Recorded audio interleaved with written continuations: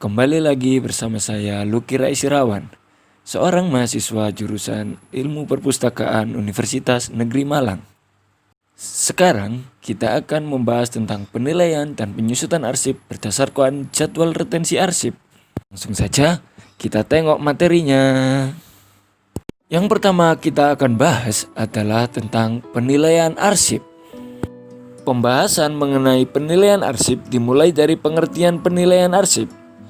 Penilaian arsip adalah proses menentukan nilai arsip dilihat dari aspek fungsi dan substansi informasinya, serta karakteristik fisik atau nilai intrinsiknya yang dilakukan melalui langkah-langkah teknis pengaturan secara sistematis dalam unit-unit informasi.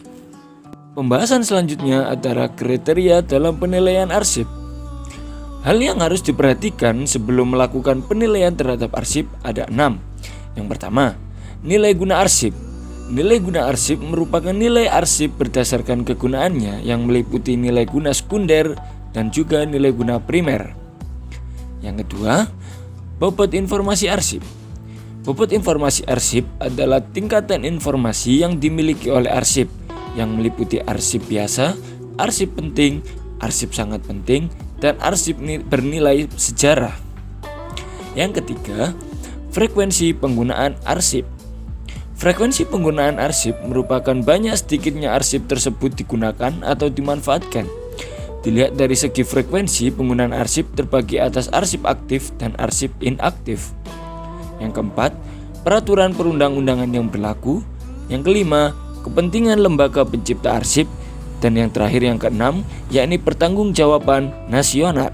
Setelah kita mengerti tentang kriteria dalam melakukan penilaian arsip, selanjutnya adalah proses penilaian arsip. Proses penilaian arsip terbagi menjadi 4. Yang pertama, yakni kita harus mendeskripsikan setiap folder atau naskah yang sekurang-kurangnya memuat informasi mengenai jenis kegiatan, jenis transaksi, isi informasi, dan kurun waktu transaksi. Yang kedua, kita harus menghimpun kartu deskripsi atau folder atau naskah dari kegiatan yang sama dalam satu berkas. Yang ketiga, yakni himpun berkas dalam satu seri arsip. Dan yang terakhir, lakukan penilaian untuk setiap seri baik dari aspek fungsi maupun informasinya. Di dalam proses melakukan penilaian arsip terdapat kartu deskripsi.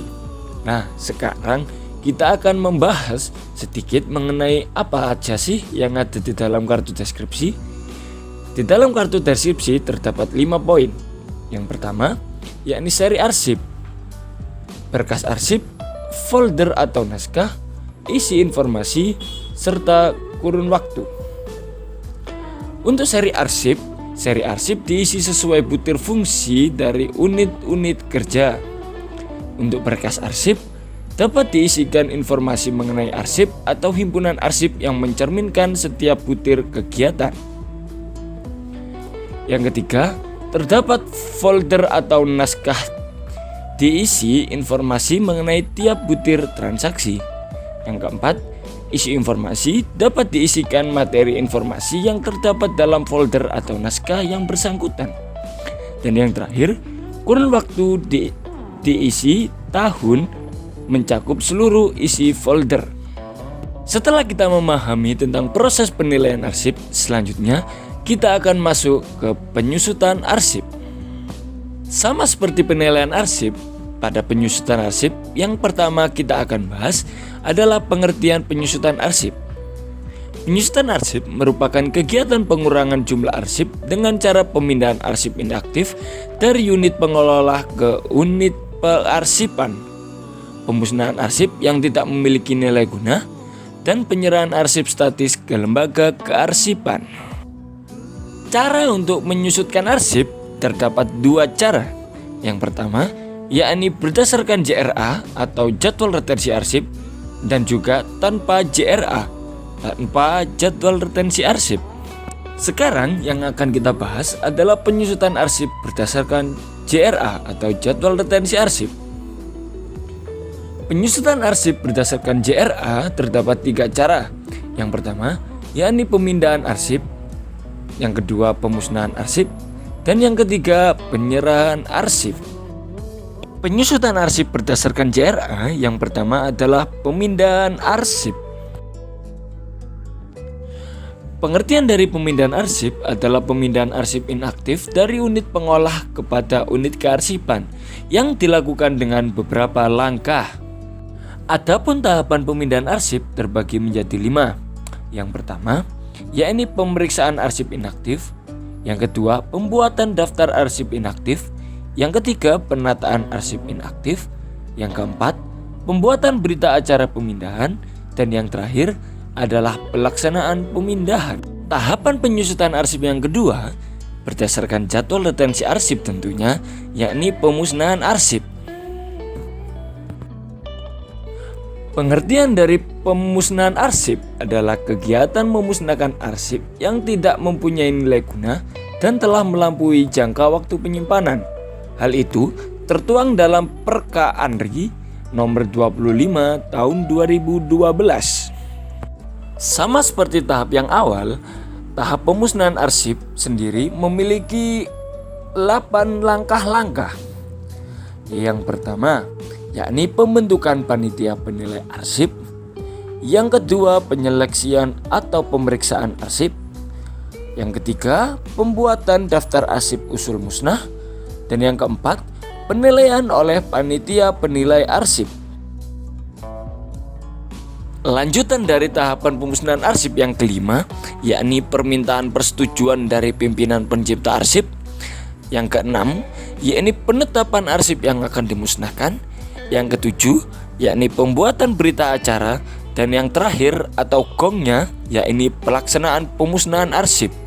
Wow.